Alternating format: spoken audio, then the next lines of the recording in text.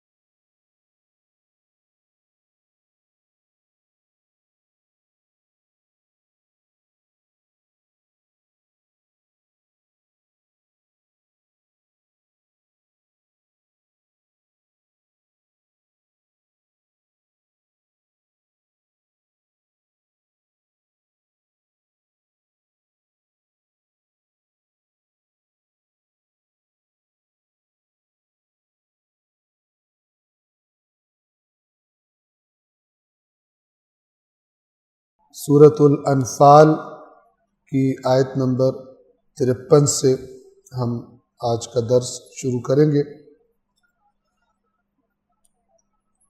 ایک صلوات پڑھیے محمد و آل محمد۔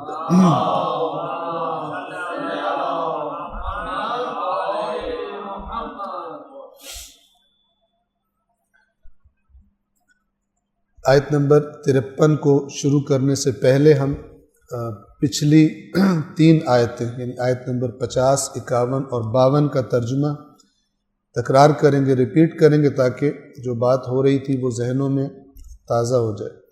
ہم نے عرض کیا کہ جو پس منظر ہے سورۃ الانفال کے نزول کا اور ان آیات کے نزول کا، وہ غزوہ بدر کے بعد کے واقعات ہیں، یعنی غزوہ بدر میں پیش آئے جو واقعات، منافقین نے کیا کردار ادا کیا، ضعیف ایمان والوں نے کیا کردار ادا کیا، یہود کہ جنہوں نے معاہدہ کیا ہوا تھا، ایگریمنٹ کیا ہوا تھا رسول اللہ کے ساتھ مدینہ کی مل کے حفاظت کریں گے اور تھریٹس کا، خطرات کا مل کے مقابلہ کریں گے، انہوں نے کیا کردار ادا کیے۔ تو ان تمام باتوں کو اللہ تبارک و تعالی ذکر فرما رہا ہے اور مسلمانوں کو ہدایات دی جا رہی تاکہ وہ پچھلے جو کمیاں بیشیاں ہیں ان سے عبرت لے لیں، جو غلطیاں ہوئی ہیں، اور آئندہ ان غلطیوں کو تکرار نہ کرے، تاکہ زیادہ مضبوطی سے دین اسلام کے لیے، اس کے اہداف کے لیے اور اللہ کی اطاعت، اللہ جو کام جن کاموں کا حکم دے، زیادہ بہتری سے آئندہ ان کو انجام دے سکے۔ تو آیت نمبر 50 میں جو بات کی جا رہی تھی وہ یہ کہ جنگ بدر میں جب کفار کو مسلمان قتل کر رہے تھے تو بظاہر تو وہی دیکھ رہے تھے کہ مسلمان قتل کر رہے ہیں، لیکن فرشتے ان کے ساتھ کیا کر رہے تھے، ان کفار کے ساتھ، وہ یہ صورتحال تھی۔ اور کاش آپ دیکھ لیتے جب فرشتے ان کے چہروں پر اور ان کی پشتوں پر ضربیں لگا رہے تھے اور یعنی کہہ رہے تھے کہ اب جلنے کا عذاب چکھو۔ آیت نمبر 51، کیوں یہ نتیجہ نکلا؟ کس بات کا نتیجہ ہے؟ اللہ نے کوئی ظلم کیا نہیں، تمہیں دعوت دی گئی تھی، تم اپنی ہٹ دھرمی اور تکبر پہ اکڑے رہے۔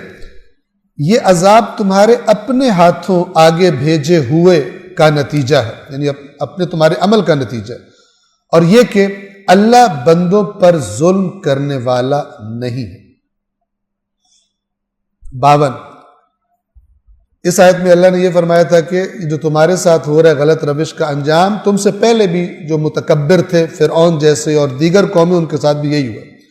ان کا حال فرعونیوں اور ان سے پہلوں کا سا ہے، انہوں نے اللہ کی نشانیوں کا انکار کیا تو اللہ نے ان کے گناہوں کے باعث انہیں پکڑ لیا۔ بے شک اللہ قوت والا اور شدید عذاب دینے والا ہے۔ جب وہ پکڑنے پہ آتا ہے، مہلت تمام کرتا ہے، تو پھر کوئی اس کی پکڑ سے بچ نہیں سکتا، اس سے زیادہ طاقتور کوئی نہیں۔ پکڑ بھی لیتا ہے اور پھر جو اس کی سزا ہوتی ہے وہ بھی بڑی شدید ہوتی ہے۔ تو یہاں تک ہم نے کل تمام کیا تھا۔ آیت نمبر 53 سورۃ الانفال، ایک بہت ہی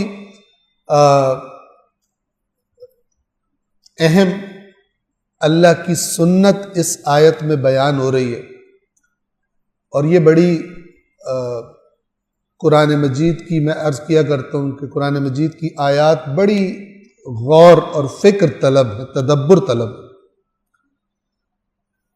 اس لیے کہ ہر وہ بات جو دین کے نام پر کسی کتاب میں لکھی ہو، کسی کے معصوم کے نام پر لکھی ہو، قرآن کی کسی مسلم بات سے، واضح بات سے ٹکرا رہی ہو تو وہ قابل قبول نہیں۔ لیکن افسوس کہ دوری اتنی ہے قرآن مجید سے کہ لوگ ایسا نہیں کرتے، اور اس کے پھر جو نتائج ہیں اور اثرات ہیں وہ بھگتے رہتے ہیں۔ قرآن یہ بتا رہا ہے اس آیت میں کہ انسان یا کسی قوم کے ساتھ جو حالات پیش آتے ہیں، اللہ اس کے بارے میں جو ڈیسیجن لیتا ہے اس کا سبب وہ خود ہوتی ہے، وہ قوم۔ اگر قوم اچھی طرف رغبت کر رہی ہو، ذمہ داریاں ادا کر رہی ہو، اللہ کی اطاعت پر مائل ہو، تو اللہ تبارک و تعالی ان کے بارے میں وہی ڈیسیجن لیتا ہے جس کے وہ قابل ہوتے ہیں، ان کا مزاج دیکھ۔ اور اگر قوم غیر ذمہ داری پر آ جائے، کام چوری پر آ جائے، نافرمانی پہ اتر آئے، تو پھر اللہ تبارک و تعالی کا ڈیسیجن بھی اسی کے مطابق ہوتا ہے۔ چاہے وہ یہودی اپنے آپ کو کہیں، چاہے وہ مسیحی اپنے آپ کو کہیں، چاہے مسلمان کہیں، چاہے سنی کہیں، چاہے شیعہ کہیں، جو بھی نام رکھ لیں، اللہ کا قانون کسی کے لیے تبدیل نہیں ہوتا، اس لیے کہ اللہ معیار دیکھتا ہے، نام نہیں دیکھتا۔ تو آیت نمبر 53 پر توجہ کریں، اللہ تعالیٰ فرما رہے ہیں ان کے ساتھ کیوں ہوا؟ ذَلِكَ بِأَنَّ اللَّهَ لَمْ يَكُ مُغَيِّرًا نِعْمَةً أَنْعَمَهَا عَلَىٰ قَوْمٍ حَتَّى يُغَيِّرُوا مَا بِأَنفُسِهِمْ۔ یہ اس لیے ہوا کیونکہ اللہ جو نعمت کسی قوم کو عطا فرماتا ہے اس وقت تک اسے نہیں بدلتا جب تک وہ خود نہیں بدلتے اپنے آپ کو۔ اب یہاں پہ ایک سائڈ بیان ہو رہی ہے. ایک دفعہ اللہ تعالیٰ کسی قوم کو عزت دیتا ہے، مثلا ان سے کہا جا رہا ہے تمہیں اللہ نے منتخب کیا کہ تمہارے درمیان میرا آخری رسول آئے گا، تمہیں چنا میں نے کہ تمہارے درمیان میرا آخری رسول آیا، تمہارے درمیان میری آخری کتاب نازل ہوئی، اس پر تو یہ تو تمہارا فخر ہے، تمہاری باعث افتخار ہونا چاہیے. لیکن اگر تم اس نعمت کی بے قدری کرو گے، جو قرآن نے کہا ہے اسے نہیں مانو گے، جو ہمارے رسول کی دعوت ہے اسے تسلیم نہیں کرو گے، تو اللہ تبارک و تعالیٰ کی کوئی رشتہ داری نہیں ہے کہ وہ تم سے انتقام نہیں لے گا اور تم پھر بھی عزت اور افتخار کے قابل رہو گے. نہیں. تو یہ جو جن لوگوں نے اللہ کے نبی کی بات ماننے سے انکار کیا اور اس کے بعد قرآن مجید کی آیات سے انکار کیا، نہیں مانا اور بلکہ رسول کے مقابلے پر آ گئے، اگر ایسا نہ کرتے، بات مان لیتے، تو عزت اور افتخار جیسے اللہ نے مسلمانوں کو نصیب کی ان کو بھی نصیب ہوتی. لیکن انہوں نے چونکہ نہیں مانی، خدا نے نعمت دی، رسول دیا، کہ قرآن مجید دیا، انہوں نے ان کی قدر نہیں کی، تو نتیجہ کیا نکلا؟ خود ان کی یہ غلط، ان کا ڈیسیژن، ان کا یہ غلط فیصلہ یہ سبب بنا کہ اللہ نے جو رسول کی برکات تھی اور قرآن کی برکات تھی ان سے انہیں محروم کر دیا اور ذلیل و رسوا کر دیا. ان کی طاقت بھی ختم ہو گئی، ان کا اقتدار بھی ختم ہو گیا، ان کی عزت بھی ختم ہو گئی. آیا صرف ان کے لیے جنہوں نے رسول کا انکار کیا تھا؟ نہ، سب کے لیے تا قیامت. آج میرے اور آپ کے لیے، ہم اپنے آپ کو شیعہ کہیں، اپنے آپ کو سنی کہیں، جو بھی نام رکھ لیں، اپنا بریلوی، دیوبندی، اہل حدیث، جو بھی رکھ لیں، ہم میں سے جو بھی اللہ تبارک و تعالی کی کتاب کی باتوں پر نہیں چلتا،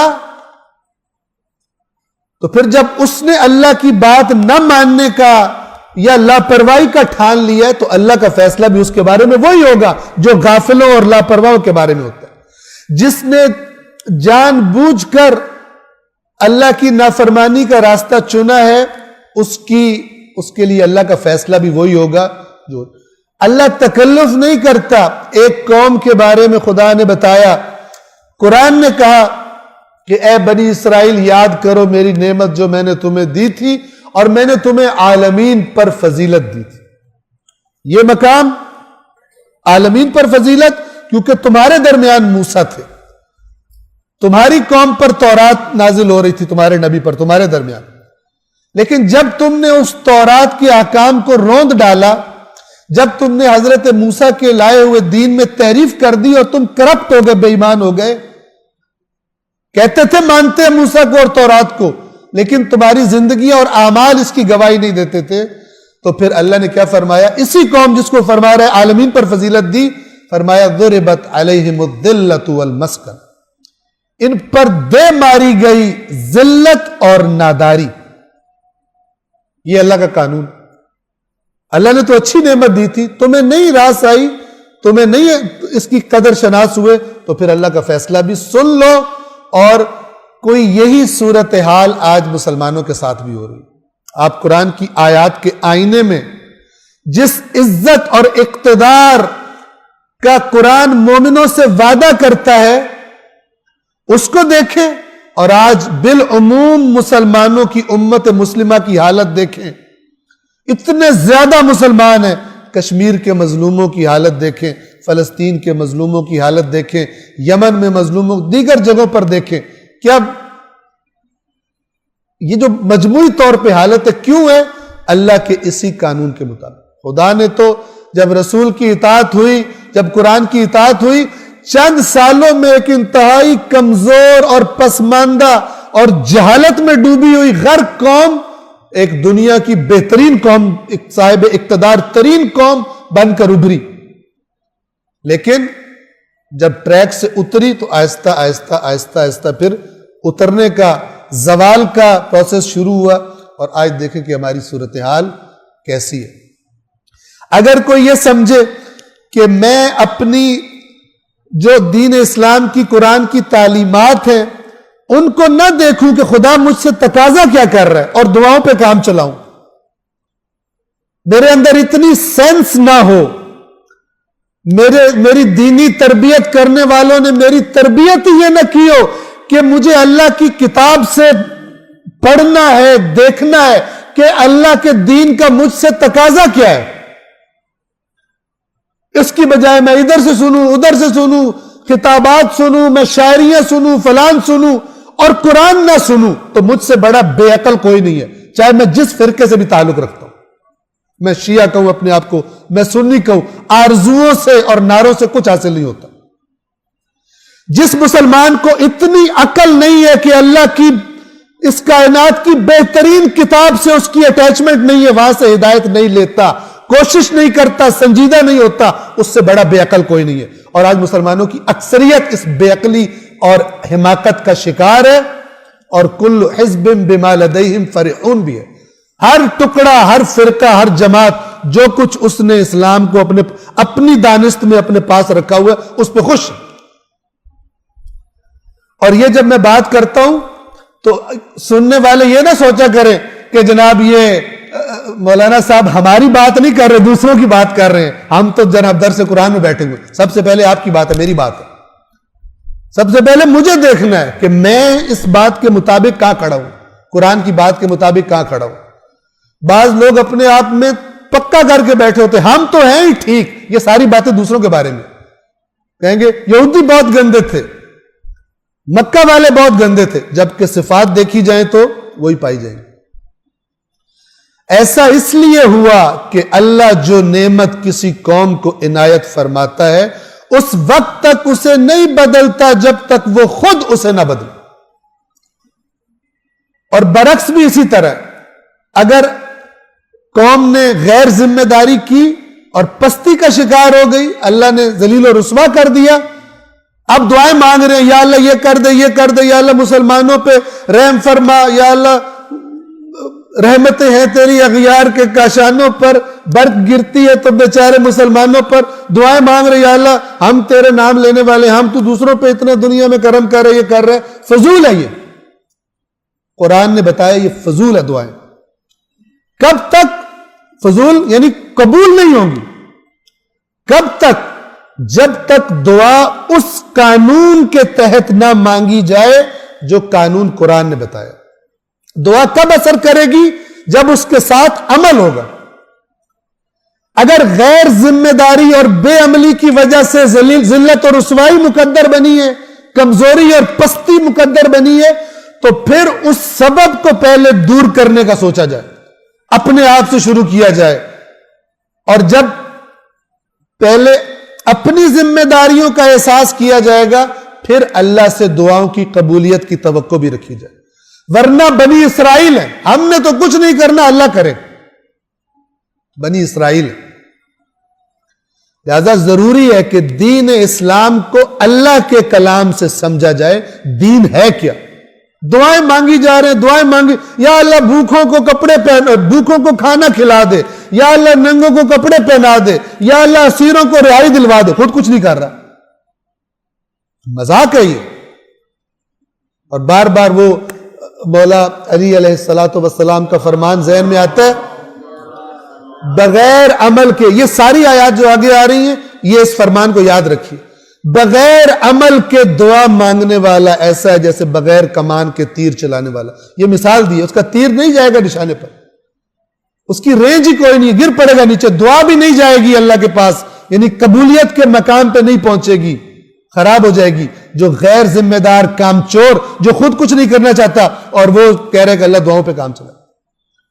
اور ماشاءاللہ قوم کو کیا کیا وظیفے اور ورد, عمل کی ترغیب کم اور تعویذ گنڈے اور ورد وظیفے اور یہ کرو مرادیں پوری کرو, اس کا کلچر عام ہے. عمل کی دعوت کم ہے.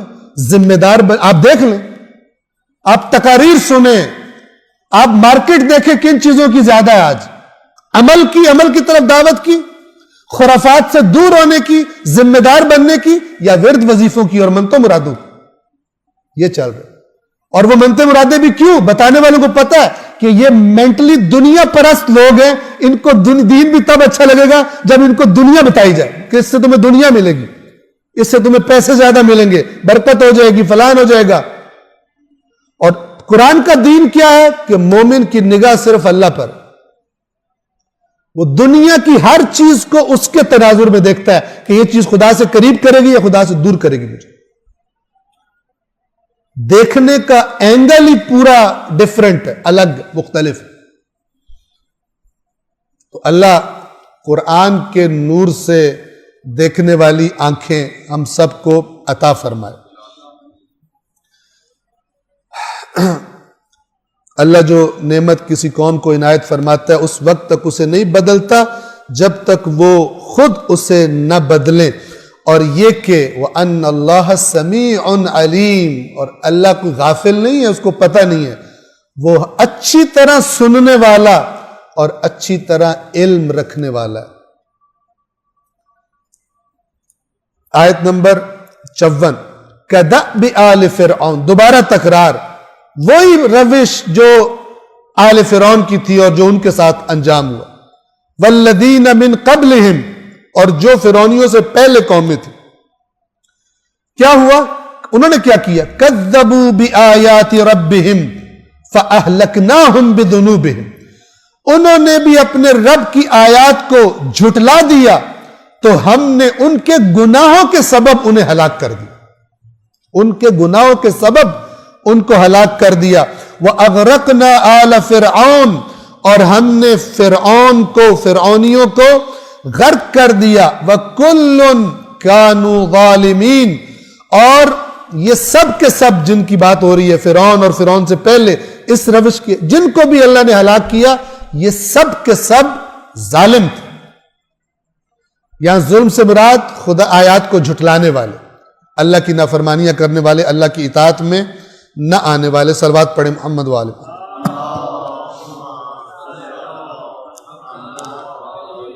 آیت نمبر 55 میں اللہ تبارک و تعالی اس مزاج کے لوگوں کو کے بارے میں اپنا نقطہ نظر بیان فرما رہا ہے کہ میری نگاہوں میں یہ لوگ کیسے ہیں۔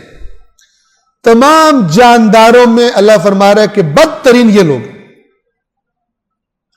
ان شر الدواب، دواب جمع ہے دابہ کی، دابہ کہتے ہیں جاندار کو، ویسے اس کا مطلب ہے رینگنے والا جاندار، اس میں انسان، حیوان، ہر چیز شامل ہے جس میں بھی جان۔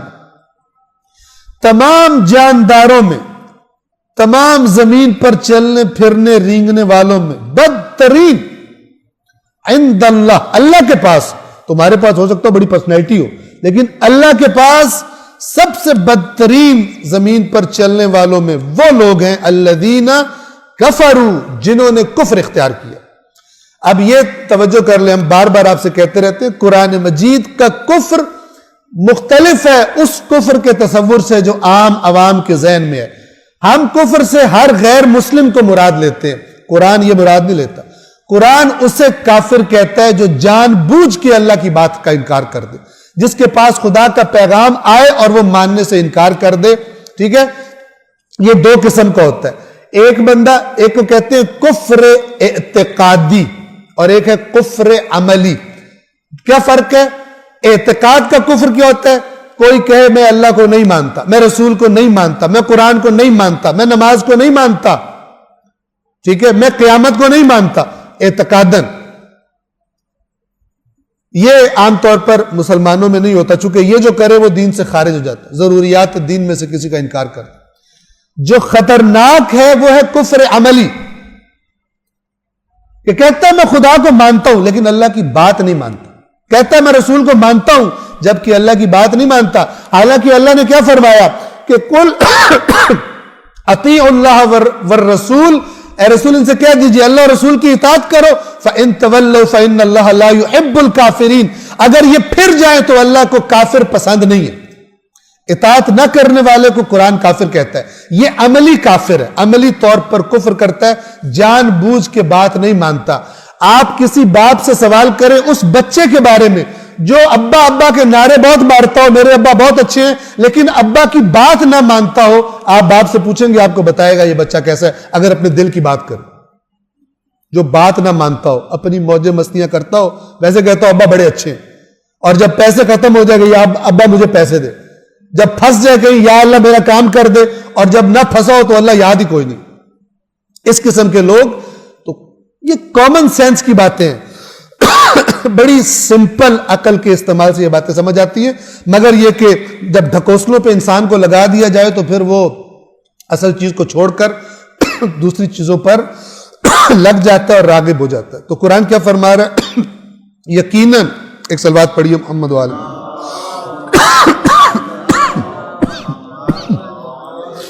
یقیناً اللہ کے نزدیک زمین پر چلنے والوں میں بدترین وہ لوگ ہیں الذین کفروا، جنہوں نے کفر کیا ہے، نہیں مانی بات، فہم لا یؤمنون، تو وہ ایمان نہیں لاتے.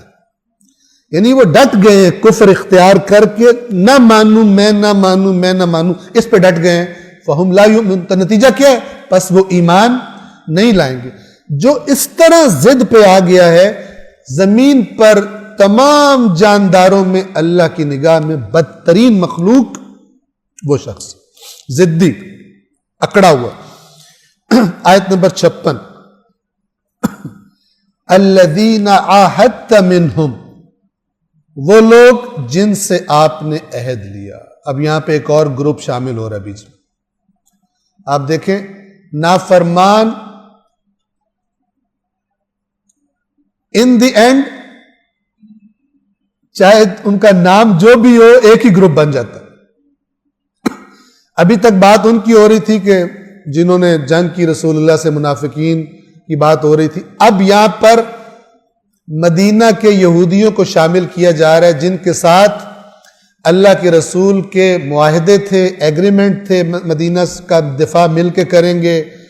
لیکن انہوں نے معاہدہ تو کر لیا تھا، لیکن اسلام کی طاقت، ترقی، ارتقاء، یہ ان سے برداشت نہیں ہو رہا تھا. تو یہ کفار مکہ سے بھی رابطے میں تھے، اور یہ جو مدینہ کے اندر منافق تھے ان سے بھی رابطے میں تھے، اور ان کی کوشش تھی کہ اسلام ترقی نہ کرے اور ختم ہو جائے.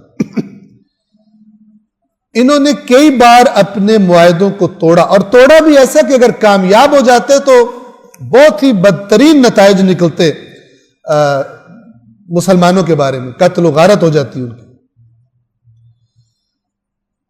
جنگوں میں سپورٹ کرنا، حتیٰ کہ اسلحہ بھیجنا ان کے لیے، کفار کے لیے، مسلمانوں کے خلاف، جبکہ ایگریمنٹ کیا ہے کہ رسول اللہ کے ساتھ مل کے مدینہ کا دفاع کریں.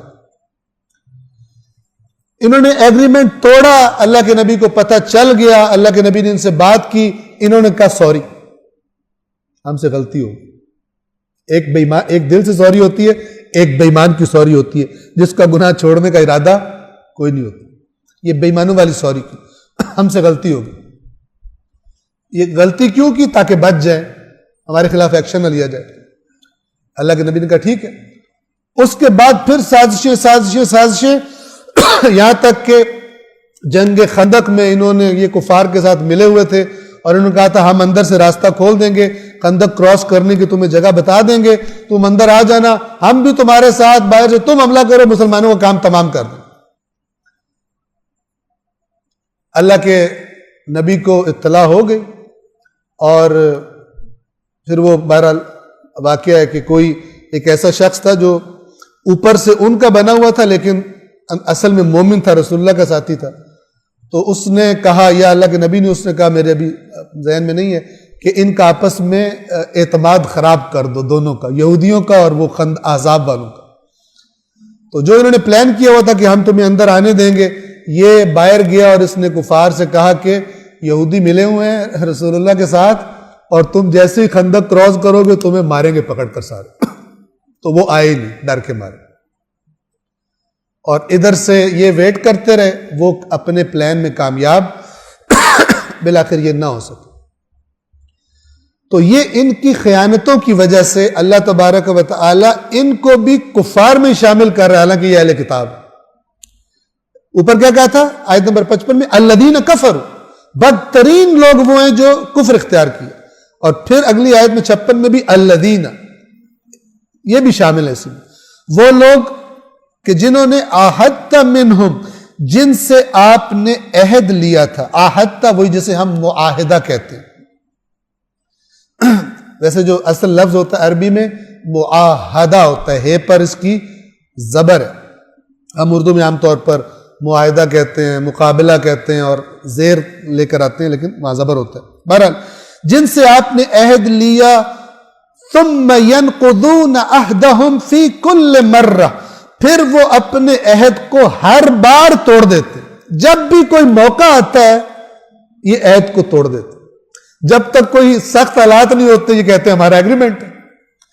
جب اس ایگریمنٹ کی آزمائش کا وقت آتا ہے ہر بار توڑ دیتے دشمن کو. لیکن تو کرے کچھ نہ تو پھر تمہارے ساتھ بھی وہی ہوگا جو پیچھے اس طرح کے مزاج والی قوموں کے ساتھ اللہ نے کر دیا. کرے اور نہ کوئی شیعہ یہ سمجھے اور نہ کوئی بھی کسی بھی سنی مختلف جو بھی نام رکھے ہوئے ہیں کوئی بھی یہ نہ سمجھے. قرآن کا معیار نام رکھنے سے چینج نہیں ہوتا. یہودی یہ سمجھتے، یہ فکر یہودی فکر ہے جسے قرآن نے بتایا، بار بار بتایا کہ اللہ کی بات مانتے نہیں ہو اور کہتے ہو ہم اللہ کی فیوریٹ قوم. تو اے رسول کیا کرنا ہے آپ نے؟ آپ پالیسی دیکھیے. فَإِمَّا تَثْقَفَنَّهُمْ فِي الْحَرْبِ، اگر آپ لڑائی میں ان کو پکڑ لیں، یعنی معاہدہ کیا ہوا ہے اور جنگ میں دشمن کے ساتھ ہے، اگر اس وقت اس حالت میں آپ کی گرفت میں یہ آ جائیں، اس وقت لڑائی میں آپ ان پہ غالب آ جائیں، پکڑ لیں. اب لفظ دیکھیے آپ، اللہ جو ارحم الراحمین ہے، رسول جو رحمت للعالمین ہے، لیکن بعض موقعوں پر الفاظ دیکھیں کیا ہوتے ہیں. ان کو اگر آپ پکڑ لیں حرب میں، جنگ میں، کہ جو ایسے خائن ہیں کہ آپ سے معاہدہ کیا ہوا ہے اور دشمن کے ساتھ میدان جنگ میں اس کو سپورٹ کر رہے ہیں، اس حالت میں اگر آپ پکڑ لیں ان کو، فَشَرِّدْ بِهِمْ مَنْ خَلْفَهُمْ، تو آپ ان کو ایسی، یعنی ان کے ساتھ ایسا سلوک کریں کہ بعد والوں کو بھی سبق مل جائے کہ یہ حرکت نہیں کرنی. یعنی میں اپنے لفظوں میں کہوں، ایسی پھینٹی لگائیں ان کی، ایسا ان کے ساتھ سلوک کریں، ایسی سزا دیں کہ پچھلوں کو عبرت ہو جائے ان جیسوں کو کہ یہ حرکت نہیں کرنی ورنہ نہیں چھوڑیں گے ہمیں. جب پکڑے جائیں پھر کہ ہمارا تو ایگریمنٹ ہے، ہمارا تو ایگریمنٹ ہے. آج بھی دنیا میں ایسے ہی ہوتا ہے. ابھی جو ریسنٹ ابھی ہم مثلا ایک ہمارا پرابلم ہے کہ ہمارے ہر مسئلے میں شیعہ سنی ہو جاتا ہے، اور اگر کوئی شیعہ مسئلہ ہو تو وہ اہل سنت نے اس کو نیگیٹو ہی دیکھنا ہے، اور اگر سنیوں کا مسئلہ ہو تو شیعوں نے نیگیٹو ہی دیکھنا ہے. اللہ تعالیٰ اس فرقہ واریت کی لعنت سے امت کو نجات عطا فرمائے. تو آپ دیکھیے کہ ایک صلوات پڑھیں محمد و آل محمد پر.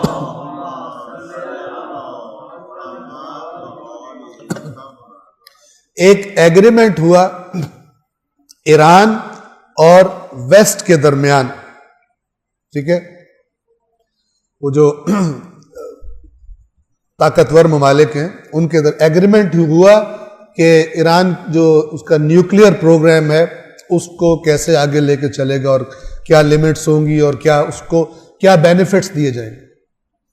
توجہ کر، یہ جو آیات ہیں نا قرآن مجید کی، یہ تا قیامت یہ فورن پالیسی اور مسلمان مومن کو پالیسی یہ دیتی ہے جس کا قرآن پر ایمان ہے، اور جس نے سارا کچھ ویسے ہی پڑھ کے اپنے دماغ میں ڈالا ہے، قرآن سے دور ہے، تو اس کا اس سے تعلق بھی کوئی نہیں.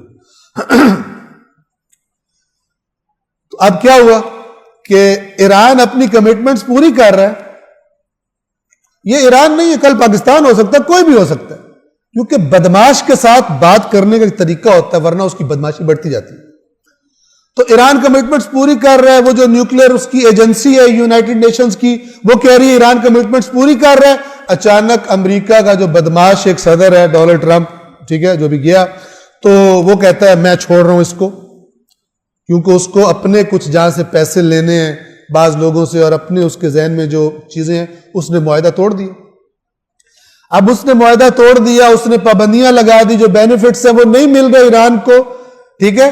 اب دوسرے جو یورپین، اس کو نہیں، جس نے معاہدہ توڑا ہے اس کو کچھ نہیں کہتے، اس کو مجبور نہیں کرتے، اور ایران کے بینیفٹس رک گئے اس معاہدے کے جو مل رہے ہیں، پھر ایران سے کہہ رہے ہیں تم پابندی کرو، تم پابندی کرو، تمہیں تھپڑ مارے منہ پر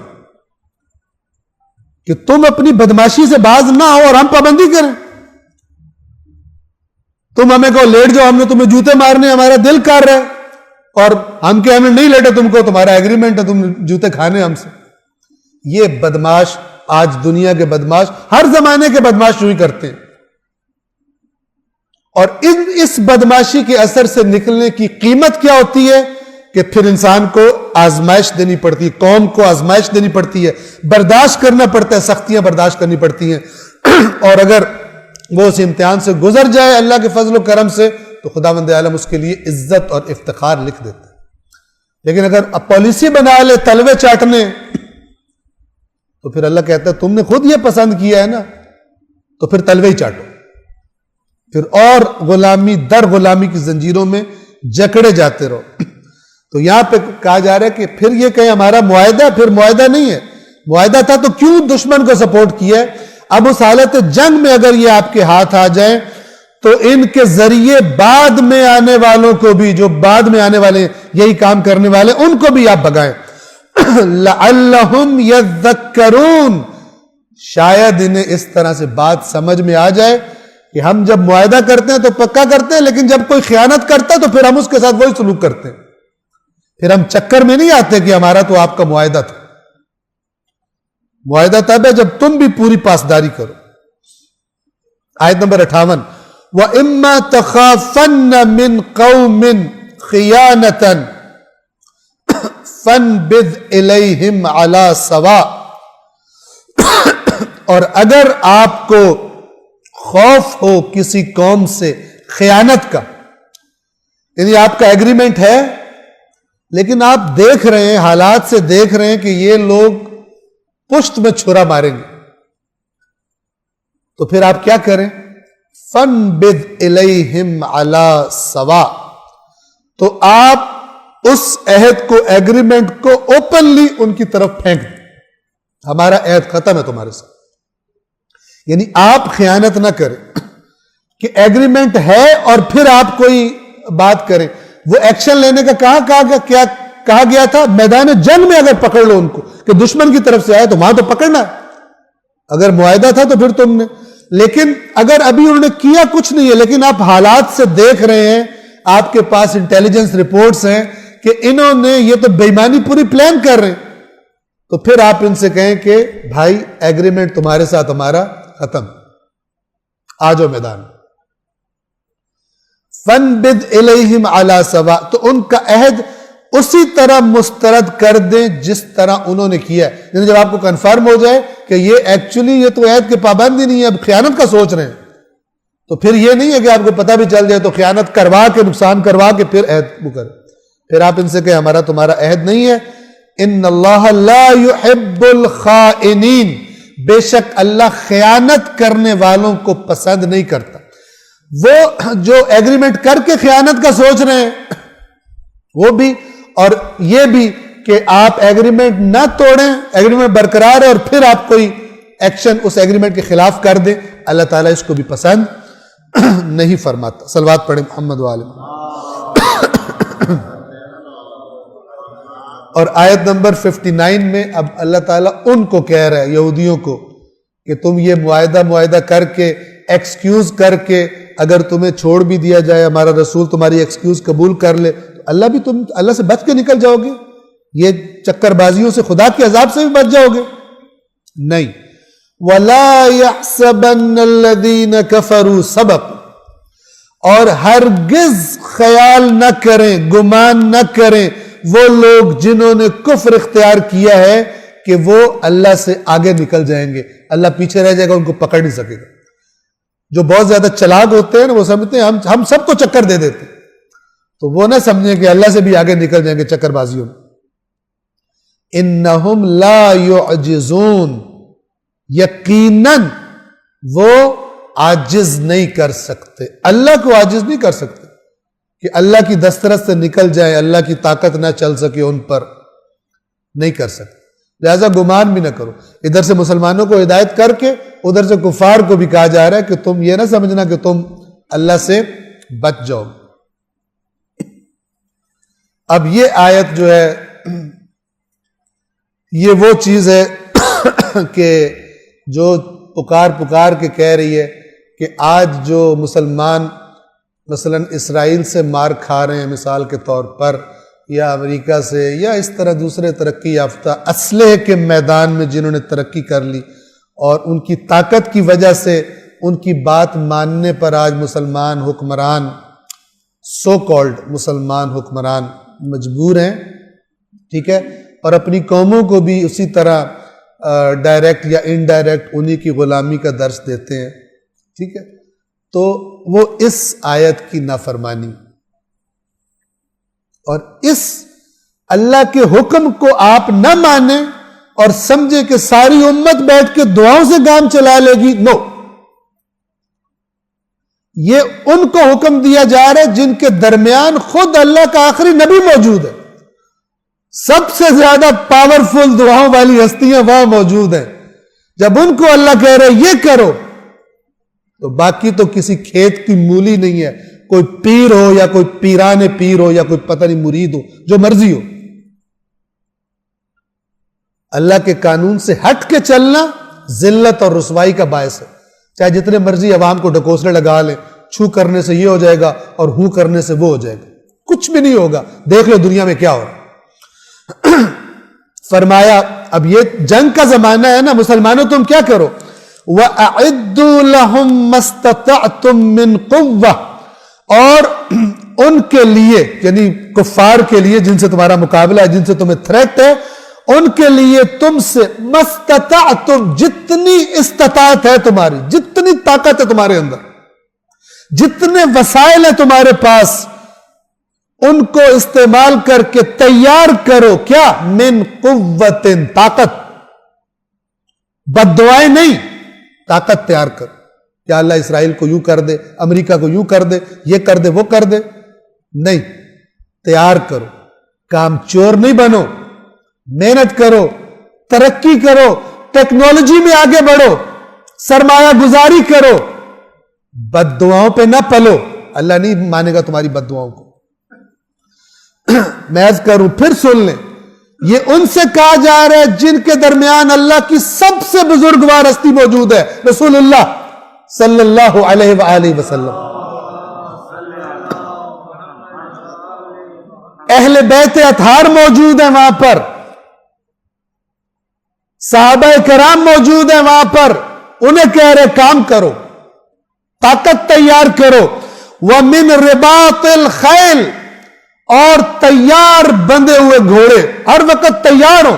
دشمن کا جاسوس آئے، اس کی جان نکل جائے، واپس جا کے بتائے ادھر مت منہ کرنا.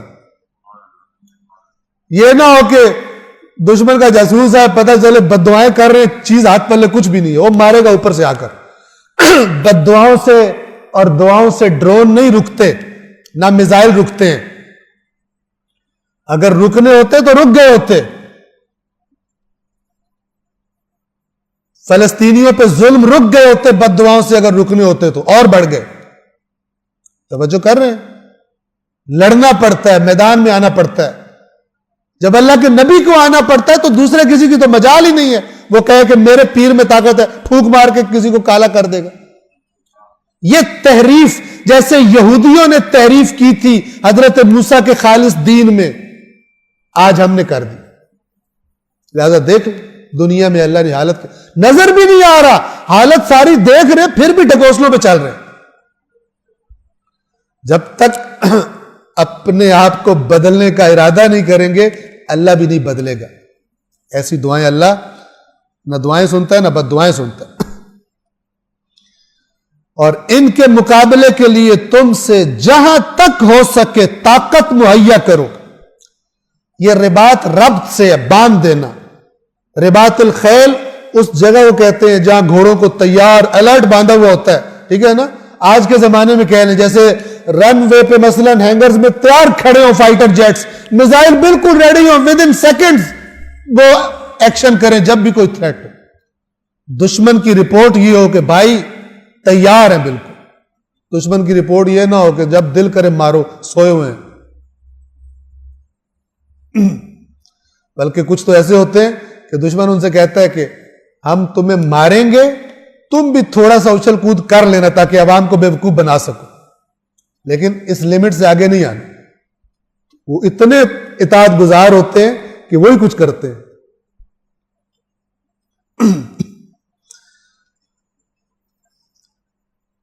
اور پلے ہوئے گھوڑوں کو تیار رکھو، کس لیے؟ ترہبون بہ عدو اللہ، تاکہ تم اس کے ذریعے اللہ کے دشمنوں پر رعب طاری کر دو۔ اللہ کے دشمنوں پر رعب طاری کر دو، خود کچھ نہ کرو، یا اللہ ہمارا رعب ڈال دو۔ تمہارا رعب نہیں جائے گا، تمہارے دل میں امریکہ کا رعب گھسے گا، جیسے گھسا ہوا بہت ساروں کے دل میں۔ وہ تو مار دے گا، مار دے گا۔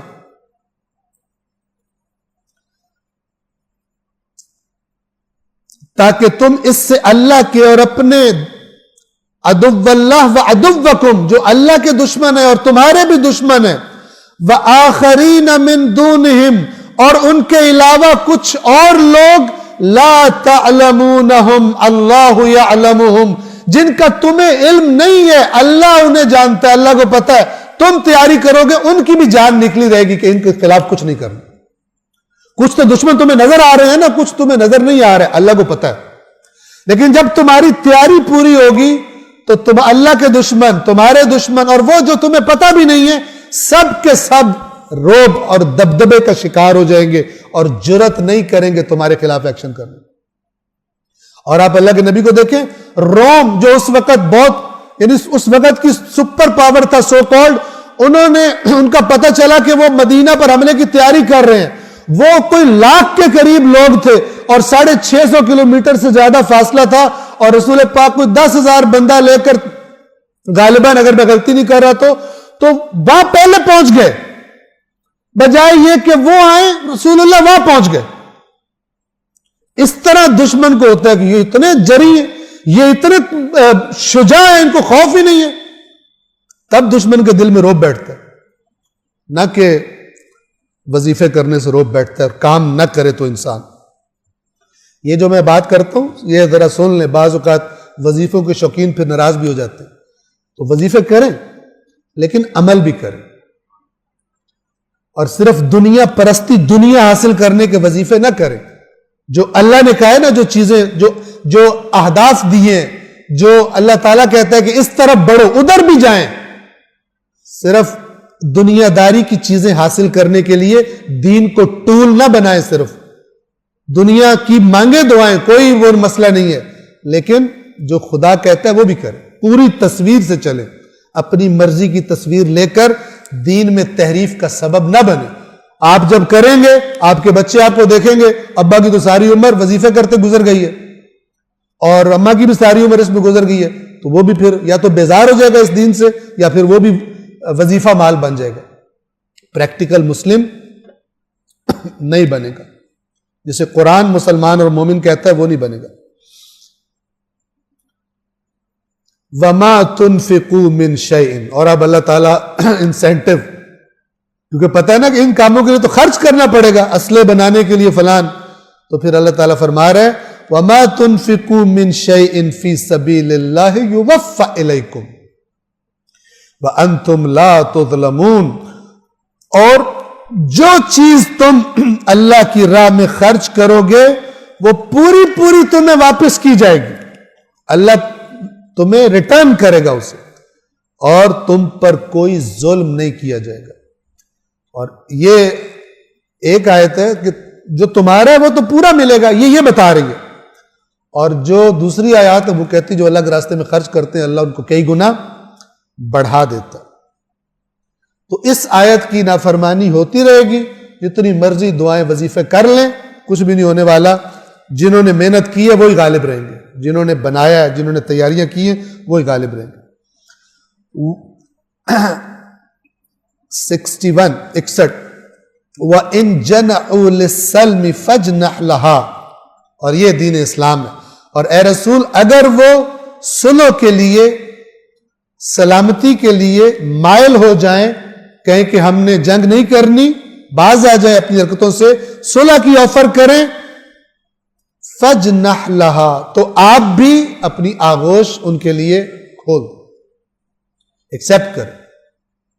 وتوکل علی اللہ، تو یہ بہت خوبصورت بات ہے کہ اگرچہ مشکوک لوگ ہیں لیکن آپ صلح کی آفر ریجیکٹ نہ کریں، اللہ پہ توکل کریں. انہ هو السمیع العلیم، بے شک وہ خوب سننے والا، خوب علم رکھنے والا. وہ آپ سے کہہ رہا ہے کہ صلح ایکسپٹ کر، لیکن ایکسپٹ کر کے یہ نہیں کہ آنکھیں بند کر کے سو جائیں، الرٹ رہیں آپ، تاکہ اخلاقی طور پر بھی آپ کو برتری حاصل ہو کہ صلح کی آفر کی گئی تو صلح مان لی. اس صلح کا مان لینا یہ نہیں ہے کہ وہ بندہ سو جائے، بلکہ الرٹ رہے جب تک پتہ ہے دشمن خیانت کر سکتا ہے. 62. اب یہ اگلی آیت میں وضاحت ہو رہی ہے پچھلی بات کیوں کی.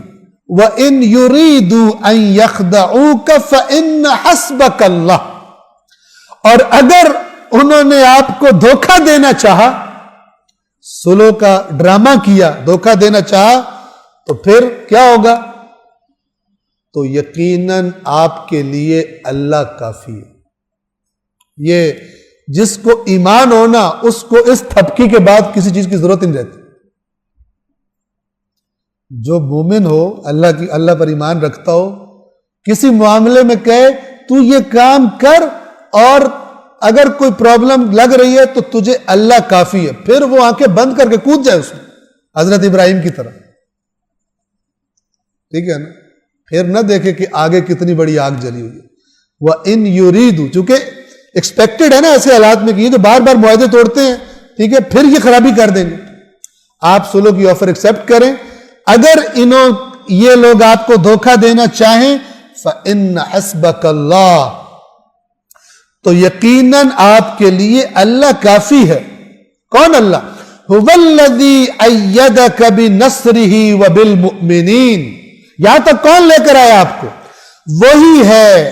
یہاں پر مومنین کا مقام بھی آپ دیکھیں، وہی ہے جس نے اپنی مدد اور مومنین کے ذریعے آپ کی تائید کی ہے.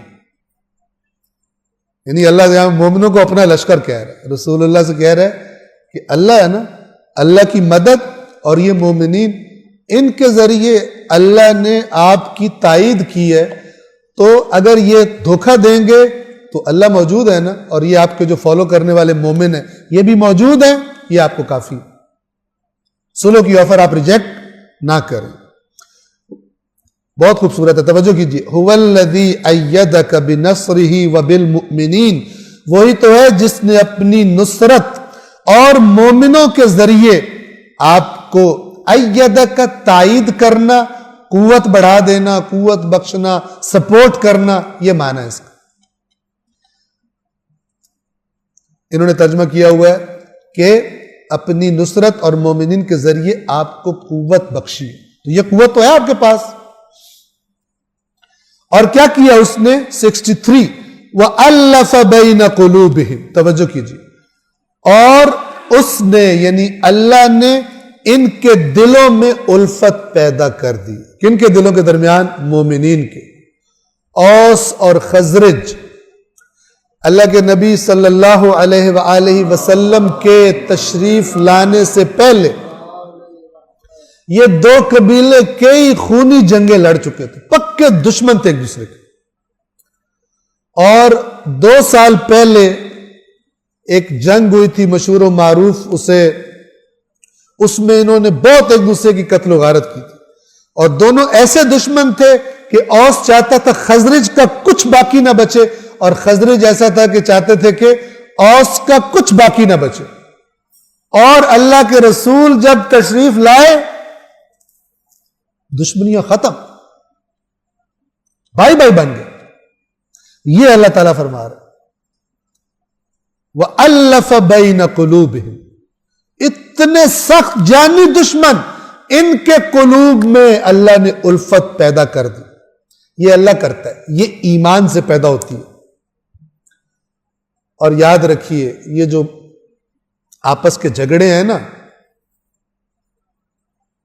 انٹر فرقہ اور کیا کہتے ہیں انٹرا فرقہ، چاہے فرقوں کے درمیان اور چاہے ہر فرقے کے اندر آپس کی لڑائیاں، یہ جتنا ایمان ناقص ہے اتنی لڑائیاں زیادہ ہیں.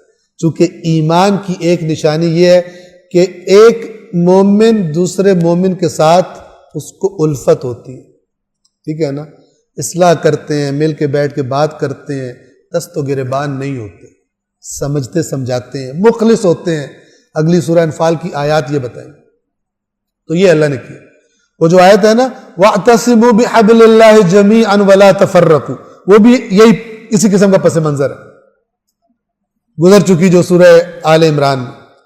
وَاذْكُرُوا نِعْمَةَ اللَّهِ عَلَيْكُمْ إِذْ كُنْتُمْ أَعْدَاءً فَأَلَّفَ بَيْنَ قُلُوبِكُمْ فَأَصْبَحْتُمْ بِنِعْمَتِهِ إِخْوَانًا، اور اللہ کی نعمت کو یاد کرو کہ جب تم دشمن تھے تو تمہارے دلوں کے درمیان اللہ نے الفت پیدا کی اور تم بھائی بھائی بن گئے.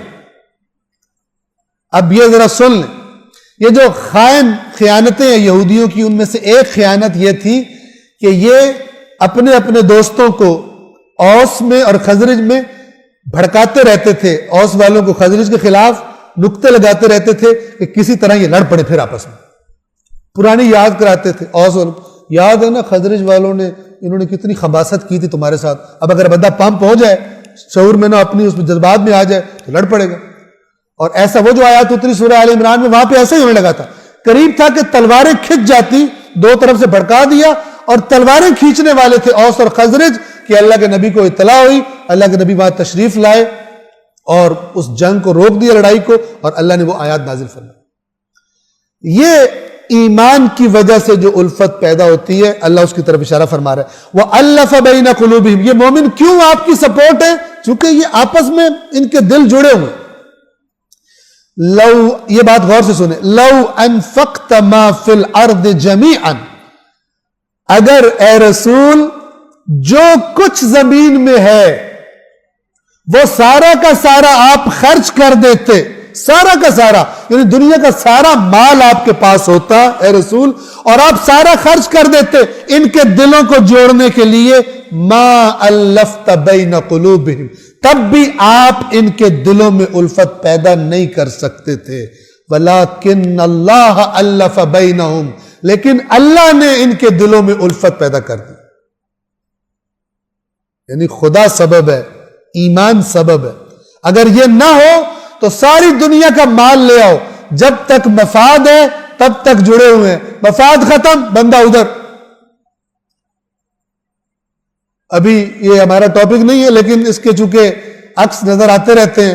آپ نے دیکھا پچھلے دنوں میں جناب الیکشن ہوئے سینٹ میں، تو کچھ جو کنفرم کچھ لوگ سمجھ رہے تھے ہمارے ووٹ ہیں، پتہ چلا کہ اب انہوں نے کسی وجہ سے دوسری طرف دے دی. ٹھیک ہے،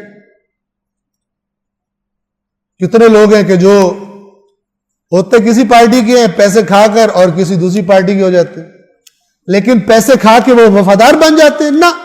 جو ایگریمنٹ ہوتا ہے اتنا پیسہ یہ کام، اس کے بعد پھر دوبارہ وہیں پر. تو تالیف قلب نہیں ہوتی، مفاد ہوتا ہے، کھانا ہوتا ہے، تو اس لیے ذرا اکٹھے ہو جاتے ہیں. ٹھیک ہے نا. تو آپ توجہ کیجئے، یہ جو الفت ہوتی ہے یہ اللہ کی طرف سے ہوتی ہے، یہ مومنوں کو ہوتی ہے. سورۃ الحشر کی آیات میں اللہ تعالیٰ نے کفار کی اور اس وقت کے یہود کی حالت بیان کی ہوئی ہے. اللہ تعالیٰ فرماتا ہے کہ تحسبہم جمیعا، آپ گمان کرتے ہیں کہ یہ اکٹھے ہیں، یہ سارے آپ کے خلاف اکٹھے ہیں، متحد ہیں. تحسبہم، اے رسول آپ کو لگتا ہے کہ یہ اکٹھے ہیں، جمیعا وقلوبہم شتیٰ، جبکہ ان کے جو دل ہیں الگ الگ، ہر ایک اپنے مفاد پہ چل رہا ہے، یہ آپس میں بھی دوست نہیں ہے، مفاد پرست ٹولہ ہے یہ. ذالک بانہم قوم لا یعقلون، یونیورسل قرآن کے اصول ہے. جو ظاہر میں اکٹھے ہوں دل سے اکٹھے نہ ہوں، قرآن کہتا ہے یہ اس لیے چونکہ ان میں عقل ہی نہیں. جناب میٹنگ ہو رہی ہے کس کی، مثلا فرض کریں مختلف پارٹیوں کی میٹنگ ہو رہی ہے، اکٹھے دل سے نہ. ابھی آپ تھوڑی دیر بعد دیکھیے گا کہ جب یہ مسائل ختم ہو جائے، الیکشنوں کا ٹائم آئے گا، یہ جو ابھی ایک دوسرے سے بغل گیر ہیں ایک دوسرے پہ توپیں چلا رہے ہوں گے تاکہ اپنے ووٹ بڑھائیں. کٹھے نہیں ہیں. تحسبهم جميعا وقلوبهم شتى. ان کے دل الگ الگ ہیں، ان کی آرزویں الگ الگ ہیں، ان کے مفادات الگ الگ. ابھی چونکہ تھوڑی دیر مفاد اکٹھے جڑے ہوئے. وہ جو دل جوڑتے ہیں وہ ایمان کی وجہ سے جوڑتے ہیں، وہ اللہ جوڑتا ہے، وہ پیسہ نہیں جوڑتا. وہ مفادات عارضی ہوتے ہیں، اس کے بعد سب الگ الگ ہو جاتے ہیں. اور یہ مناظر آپ دیکھتے ہیں. لیکن اگر ظاہر میں لوگ اکٹھے نظر آ رہے ہوں، چاہے وہ سیاسی پارٹیوں کے رہنما ہوں، چاہے وہ مسالک کے علماء ہوں، اگر دل میں جڑنے کی خواہش نہیں ہے، اگر ایمان ان کو جوڑنے والی تاثیر نہیں رکھ رہا، تو اللہ ان سے کہہ رہے تم وہ قوم ہو لا یعقلون، تمہارے اندر عقل ہی نہیں ہے کہ امت کس حال سے گزر رہی ہے، دنیا میں مسلمان کن مصیبتوں سے گزر رہے ہیں، اور تم اپنے اپنے فرقے کی توپ لے کے دوسرے کو نشانہ بنا رہے ہو، دوسروں کا مذاق اڑاتے ہو، ممبروں پر بیٹھ کر توہین کرتے ہو، سمجھتے ہو اسلام کی خدمت کر رہے ہو. کسی کی خدمت نہیں کر رہے. اللہ عوام کو عقل اور شعور عطا فرمائے. صلوات پڑھیے محمد و آل محمد.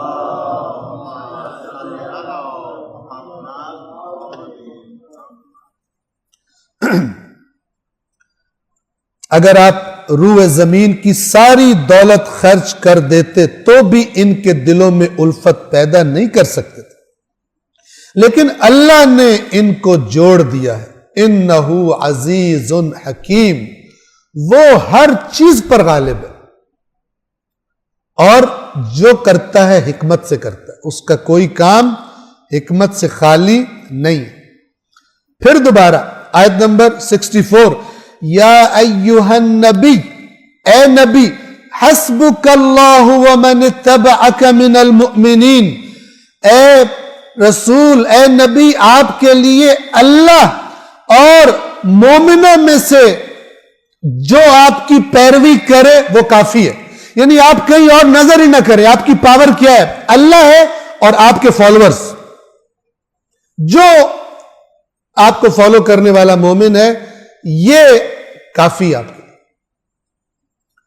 اب یہاں پر میں ایک اہم تفسیری نکتہ بیان کرنے لگا ہوں. انشاءاللہ کوشش کریں گے کہ آپ کو یہ ذہن نشین ہو جائے. توجہ فرمائیے. یہ جو عبارت ہے میں ترجمہ پڑھ رہا ہوں، تفسیر نمونہ آیت اللہ ناصر مکارم شیرازی کی جو تفسیر ہے، میرے سامنے اس کی فارسی کی عبارت ہے. انہی آیات کے ذیل میں روایت ہے کہ فرماتے ہیں، انہوں نے لکھا ہوا ہے حافظ ابو نعیم کہ جو اہل سنت کے معروف علماء میں سے ہیں، وہ اپنی کتاب فضائل صحابہ میں اپنے اسناد سے، یعنی سند وہاں پہ لے کر آئے ہیں، انہوں نے نقل کیا ہے، روایت نقل کی ہے، جو ہم اردو میں کہتے ہیں نا امتحانوں میں نقل لگانا، ٹھیک ہے نا، وہ چیٹنگ اس معنی میں نہیں ہوتی. یعنی وہاں سے نقل جو ہوتی ہے وہ انفیئر مینز سے بھی ہوتی ہے اور فیئر مینز سے بھی ہوتی ہے، جائز طریقے سے، جیسے روایت کو نقل کرنا، ٹھیک ہے. کیونکہ اردو میں نقلی اور نقل ذرا نیگیٹو ہے، اس لیے میں نے یہ عرض کیا. اپنی سند سے وہ نقل کرتے ہیں کہ یہ آیت، توجہ فرمائے، یہ آیت علی ابن ابی طالب علیہ السلام کے بارے میں نازل ہوئی اور منظور مومنوں سے، جو اللہ تعالیٰ نے کہا مومنوں میں سے جو آپ کو فالو کرے، اس سے مراد علی علیہ السلام. یہ روایت ہے. اب اس کو سمجھ لیں. آیا اس قسم کی جو روایات ہوتی ہیں وہ آیت کا دائرہ اگر وسیع نظر آ رہا ہے ہمیں تو اس کو محدود کر دیتی ہے اور کہتی ہے بس مولا علی اور کوئی نہیں ہے. اب نیچے آیت اللہ مکارم شیرازی کے الفاظ کو سنیے. فرماتے ہیں کہ ہم نے بارہا یہ بتایا ہے، کہا ہے کہ اس طرح کی تفاسیر اور اس طرح کے شان نزول، توجہ کریں، یہ تفاسیر اور یہ شان نزول آیت کو منحصر اور محدود نہیں کرتے. یعنی یہ نہیں کہتے کہ صرف یہ مراد ہے اور کوئی شامل ہی نہیں ہے، یعنی آپ کو اللہ کافی اور مولا علی کافی. یہ اگر ایسا کیا جائے تو متن قرآن بدل جائے گا، ورنہ اللہ تعالیٰ ڈائریکٹ وہی کہتا یہ ساری بات نہ کرتا. توجہ کر رہے ہیں؟ قرآن فصیح اور بلیغ متن ہے، اور اس کے ساتھ ہیرا پھیری کرنا یہ جرم ہے بہت بڑا. ٹھیک ہے نا؟ لیکن یہ پلے انہی کو پڑتا ہے جو سنجیدہ لے ان چیزوں کو. اگر زبانیں پڑھنے اور سائنس پڑھنے اور بزنس پڑھنے میں اور فلان پڑھنے میں اتنی سنجیدگی ہے، اللہ گواہ ہے اس کی آدھی سنجیدگی بھی اگر قرآن پڑھنے میں ہو تو حالت ہی بدل جائے گی. ٹھیک ہے نا؟ یہ پیراسائٹس ایسے غائب ہوں گے جیسے تھے ہی نہیں یہاں پر، جو چوس رہے ہیں خون کو. توجہ کیجیے، ہم نے بارہا بتایا ہے، کہا ہے کہ اس طرح کی تفاسیر اور شان نزول آیت کو منحصر اور محدود نہیں کرتے، بلکہ منظور یہ ہوتا ہے، مراد یہ ہوتی ہے کہ علی علیہ السلام جیسا شخص کہ جو مومنوں کی صف اول میں کھڑا ہے، وہ سب سے پہلی تکیہ گاہ ہے رسول اللہ کی. یعنی جو جتنا فرنٹ پر ہے ان معاملات میں، جتنا بڑا شجاع ہے، جتنا بڑا اطاعت گزار ہے، جتنا اٹیچ ہے رسول سے، جتنا زیادہ بڑا مومن ہے، اتنا زیادہ اس آیت میں وہ فرنٹ پر ہے، وہ مراد ہے. نہ یہ کہ صرف وہ مراد ہے. یہ روایات یہ نہیں کہہ رہی ہوتی، تو بلکہ مراد یہ ہوتی ہے کہ علی علیہ السلام جیسا شخص کہ جو مومنوں کی صف اول میں کھڑا ہے، وہ خدا کے بعد مسلمانوں کے درمیان سب سے پہلی تکیہ گاہ ہے. اور یہ کامن سینس کی بات ہے. ٹھیک ہے نا؟ ظاہر ہے ضعیف ایمان والے وہ اپنی جگہ پہ کھڑے ہوئے ہیں، اور جو فرنٹ لائن پر ہے، جو پہلا مومن ہے، جو سب سے زیادہ مومن ہے، وہ اتنی زیادہ تکیہ گاہ ہے. یہ فارمولہ ہے، اور یہ فارمولہ قرآن کی بہت ساری آیات میں جن کے ذیل میں ایسی روایات آئی ہیں، ٹھیک ہے، وہ منحصر نہیں کرتی بلکہ کہتی ہیں کہ یہ فرنٹ پر ہے. اس میں توجہ فرما رہے ہیں؟ ورنہ اگر صرف یہ ہوتا تو پھر سوال یہ ہے، پوچھنے والا پوچھ سکتا ہے، اگر اندھی عقیدت میں ہم قبول نہ کریں تو اپنی عوام تو کر لیتی ہے نا. دوسرا پوچھ سکتا ہے کہ اگر یہ تھا تو پھر اللہ نے کیوں گمراہ کیا ہے؟ اللہ سیدھا سیدھا یہ کہتا ہے تاکہ سب لوگ مان لیتے. اس قرآن میں ڈائریکٹلی یہ بات کر دیتے. صلوات پڑھیں محمد و آل محمد. اور فرماتے ہیں کہ پہلی تکیہ گاہ اللہ کے بعد یہ ہیں، اگرچہ دیگر مومن بھی اپنے اپنے مرتبے پر پیغمبر کے یار و مددگار، وہ بھی ان کی ہیلپ کرتے ہیں.